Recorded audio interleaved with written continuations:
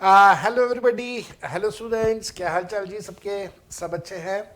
उम्मीद करता हूँ आप लोग बहुत बहुत बहुत अच्छा फील कर रहे होंगे सीए इंटरमीडिएट में एडमिशन लेके।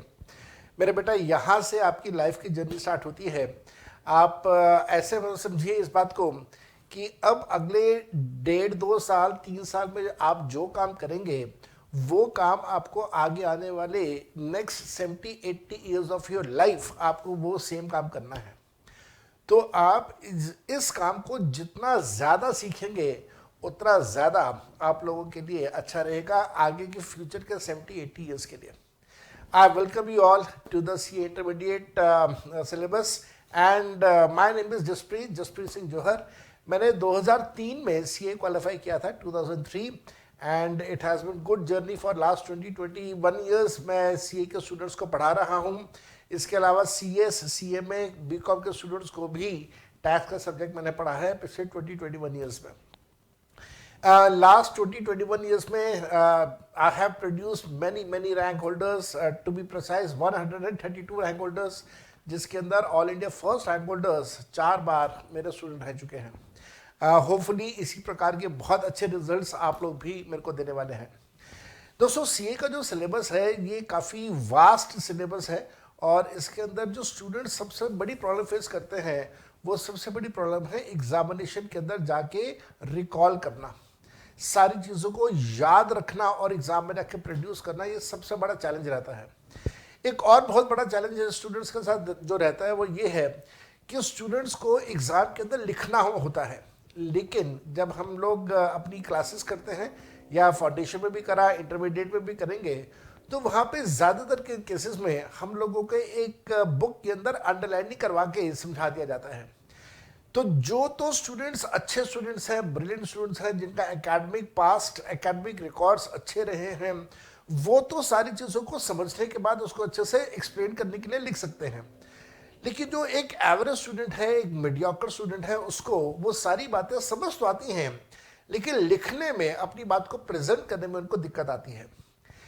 इसी बात को ध्यान में रखते हुए मैं आप लोगों को यहाँ पे जब टैक्स का सब्जेक्ट पढ़ाने वाला हूँ, दोनों इनकम टैक्स भी और जीएसटी भी, तो मैं इस बात का ध्यान रखूंगा कि आपकी राइटिंग प्रैक्टिस भी बहुत अच्छी हो जाए। अपार्ट फ्रॉम दैट कि प्रैक्टिकल क्वेश्चंस आपने बहुत सारे करने हैं, थ्योरी की राइटिंग प्रैक्टिस आपने करनी है, एंड जो हमारा एग्जामिनेशन पैटर्न है जिसके अंदर हम लोगों से मल्टीपल चॉइस क्वेश्चंस पूछे जाते हैं, वो भी हम लोग अपनी क्लासेस के अंदर डिस्कस करेंगे और बहुत सारे डिस्कस करेंगे। आपका जो एग्जाम का पैटर्न है वो एग्जाम का पैटर्न किस तरह का है, आइए ज़रा मैं एक बार आपके लिए यहाँ पे लिख देता हूँ, आप मेरे साथ साथ इसको कॉपी कीजिएगा। आपका जो टैक्स का पेपर है वो आपके ग्रुप 1 के अंदर आपका पेपर नंबर 4 आता है। ग्रुप 1 के अंदर पेपर नंबर 4 जो है, ये आपका ग्रुप 1 का paper number 4 is basically the subject of tax. ये जो इसका पूरा नाम जो है वो इसका पूरा नाम है टैक्सेशन। तो you may call it tax और you may call it as taxation, जैसे आपको अच्छा लगे आप वो इसको नाम दे दीजिए, टैक्सेशन। ये जो टैक्सेशन आपका पेपर है इसके अंदर 2 पार्ट्स आपको मिलने वाले हैं। इसके अंदर 2 पार्ट्स आपको मिलने वाले हैं। 2 पार्ट्स कौन कौन से होंगे? एक आपका होगा इनकम टैक्स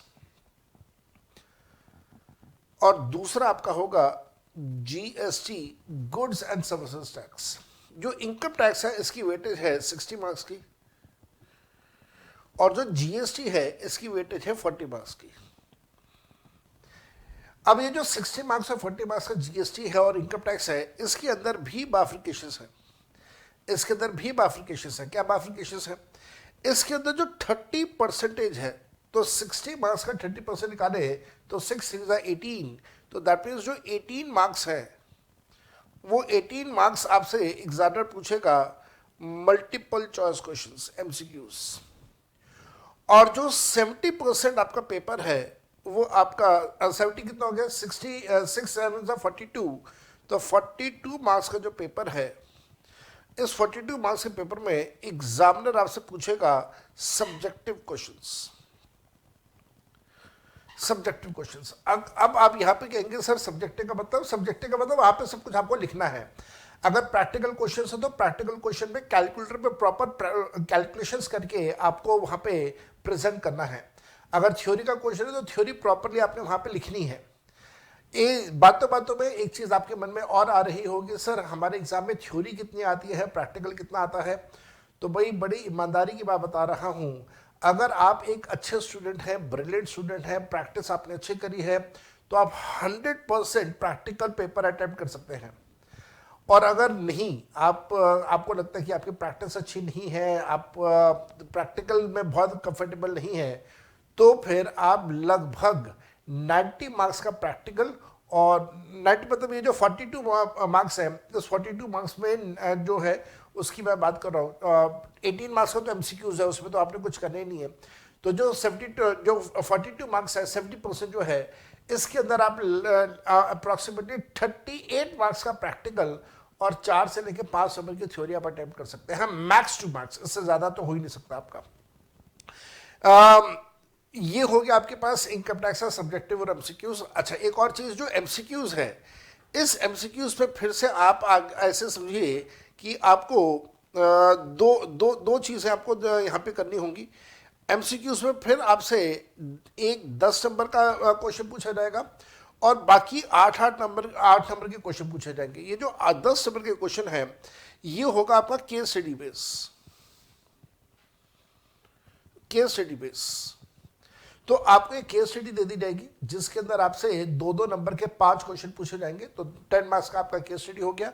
और जो 8 नंबर है वो बेसिकली आपके पास 2-2 नंबर के 4 क्वेश्चंस पूछे जाएंगे, या कई बार ऐसा भी ये लोग कर लेते हैं कि कुछ क्वेश्चन 1-1 नंबर के और कुछ क्वेश्चन 2-2 नंबर के आपसे पूछ लेते हैं, मिक्स बैग बना के। लेकिन जो ये सिंपल क्वेश्चंस होंगे, they are not very tough, they are simple questions. और केस स्टडीज जो है वो आपके लिए थोड़ा सा चैलेंजिंग पार्ट रहता है, थोड़ा सा टफनेस उसके अंदर ज़्यादा होती है।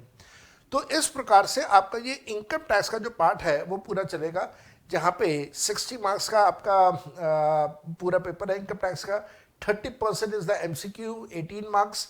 18 मार्क्स को फर्दर ये लोग डिवाइड कर देते हैं, 10 marks is for your case studies and 8 marks are your for simple MCQs, जो कि एक छोटा सा कंसेप्ट आपसे पूछ लेंगे। Coming to now GST part. GST part भी एग्जैक्टली सेम है जीएसटी में भी, जहां पे 30 मार्क्स ये लोग आपसे कवर करेंगे मल्टीपल चॉइस क्वेश्चंस में, और 70 मार्क्स आपके कवर करेंगे सब्जेक्टिव में। और यहां पे भी जब सब्जेक्टिव की बात कर रहे हैं तो प्राइमरली सी इंस्टीट्यूट का जो फोकस रहता है वो प्रैक्टिकल क्वेश्चंस के ऊपर रहता है। थ्योरी एग्जामिनर काफी कम पूछता है।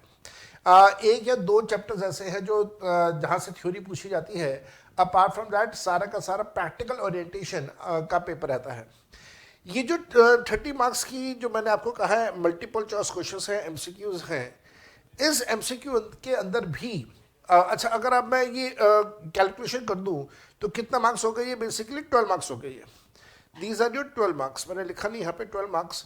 और 70% जो पेपर आपका सब्जेक्टिव पेपर है वो कितने मार्क्स का हो गया जी, ये कितने मार्क्स का हो गया, ये हो गया आपका 4 7 28, तो ये हो गया जी 28 मार्क्स का। और ये 28 मार्क्स का जो पेपर है ये आपका सब्जेक्टिव है। सब्जेक्टिव में जैसे भी कहा कि मेनली प्राइमरली प्रैक्टिकल क्वेश्चंस आने वाले हैं। ये जो 12 नंबर के एमसीक्यूज हैं, इसके अंदर भी एग्जामिनर वही काम करता है, यहाँ पे भी एग्जामिनर वही काम करता है। यहाँ पे 8 नंबर की आपको केस स्टडी देता है, 8 मार्क्स का केस स्टडी होगा।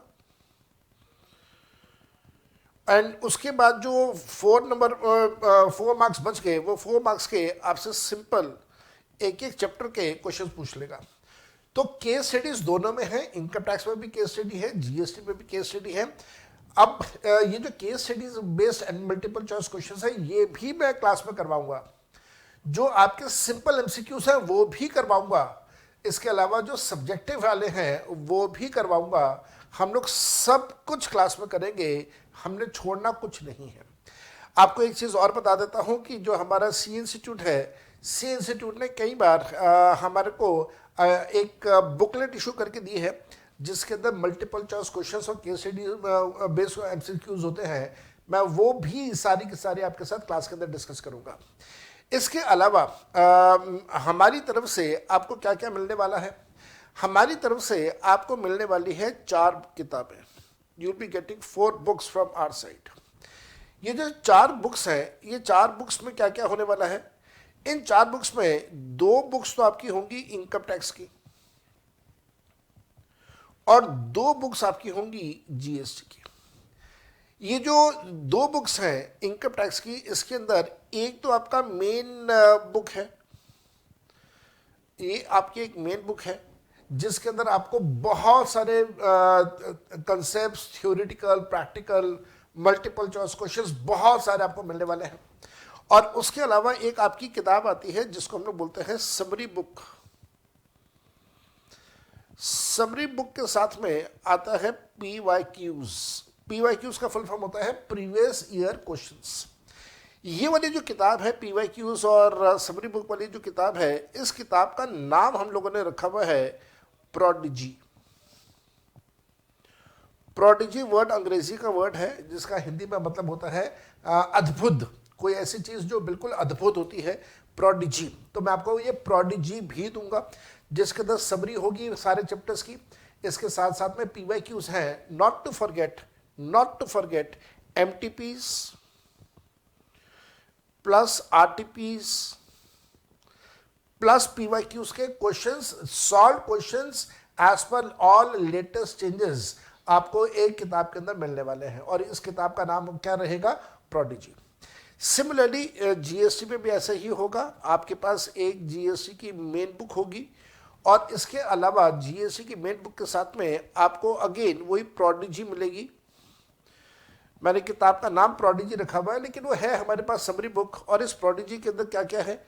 प्रोडिजी के अंदर अगेन समरी है, PYQs हैं, RTPs हैं और साथ साथ में MTPs सॉल्व हैं। PYQs का फुल फॉर्म होता है प्रीवियस ईयर क्वेश्चंस, RTPs का फुल फॉर्म होता है रिवीजन टेस्ट पेपर्स और MTP का फुल फॉर्म होता है मॉक टेस्ट पेपर्स। तो ये RTPs और MTPs जो है, ये रिवीजन टेस्ट पेपर और मॉक टेस्ट पेपर जो है सी इंस्टीट्यूट इशू करता है एग्जाम से पहले। तो मैं आप लोगों को पिछले 10 एग्जाम के 11 एग्जाम्स के RTPs और MTPs के सारे क्वेश्चंस चैप्टर वाइज देने वाला हूं as per the new latest all changes. इसी प्रकार से जो PYQs हैं वो भी आपको मिलेंगे पिछले 10 एग्जाम्स के, again as per the latest all amendments and changes. इसको समरी बुक को प्रोडिजी का नाम देते हैं। मेन किताब तो है ही आपके पास, मेन किताब आपने करना ही करना है। इसके साथ साथ में मैं आप लोगों को एक और किताब देने वाला हूं जिसका नाम है ज्ञानधारा। ज्ञानधारा, ये जो ज्ञानधारा है ये बेसिकली आपकी एक वर्कबुक है। This is basically workbook. और ये जो वर्कबुक है ये हम आपको सॉफ्ट कॉपी में देंगे, इसका हार्ड कॉपी नहीं होगा। अगर आप हार्ड कॉपी लेना चाहते हैं तो आप इसका प्रिंटआउट्स निकाल लीजिएगा। तो ये वर्कबुक होगा जिसके अंदर मैं अपनी क्लास के अंदर सारी चीज़ें आपको करवाऊंगा। उसके बाद आप मेन बुक रेफर कर सकते हैं अगर आप करना चाहें तो। अदरवाइज जो समरी बुक्स हैं, RTPs हैं, MTPs हैं, PYQs हैं, वो सब कुछ हम लोग क्लास के अंदर करेंगे। अब इतनी बातें करने के बाद एक बार आप लोगों का सिलेबस क्या है, जो CA वाले स्टूडेंट्स हैं आप सभी का सिलेबस क्या है। आपका जो सिलेबस है वो ग्रुप 1 के अंदर आपका पेपर नंबर 4 है जिसका नाम है टैक्सेशन। 3 घंटे का पेपर है, एक ही पेपर होगा, 3 घंटे का पेपर है जिसकी टोटल वेटेज 100 मार्क्स की है, जिसके अंदर 2 पार्ट्स आपसे पूछे जाएंगे। एक पार्ट आपका होगा इनकम टैक्स का जिसकी वेटेज 60 मार्क्स की है और दूसरा पेपर आपका होगा GST का जिसकी वेटेज है 40 मार्क्स की। मेरे बेटा ध्यान रखिएगा, एग्जामिनेशन हॉल के अंदर आपको 2 अलग अलग आंसर शीट मिलेगी। 60 मार्क्स की आंसर शीट आपको इनकम टैक्स के लिए अलग मिलेगी, 40 मार्क्स का जो GST है उसके लिए आपको आंसर शीट अलग मिलेगी।